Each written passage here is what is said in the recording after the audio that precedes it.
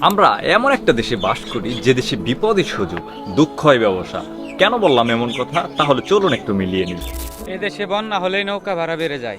আমার দেশে আগুন লাগলে পানির দাম বেড়ে যায়। গ্যাসের সংকট হলে সিলিন্ডারের দাম বেড়ে যায়। রমজান আসলেই নিত্য প্রয়োজনীয় জিনিসের দাম হুট করেই বেড়ে যায়। এই দেশে যদি বেশি বেশি মানুষ মারা যায় তাহলে কাফনের কাপড়ের দামটাও বেড়ে যাবে। কথাটা শুনতে খারাপ হলেও এটাই বাস্তব। একটা জিনিস লক্ষ্য করবেন, এই দেশে চাহিদা বাড়লেই মানবিকতা কমে যায়। কেউ ভাবে না গরিব মানুষগুলো কি কিনতে পারবে, তাদের কি সেই সক্ষমতা আছে। সবাই আমরা ভাবি আমি কতটুকু আদায় করতে পারলাম।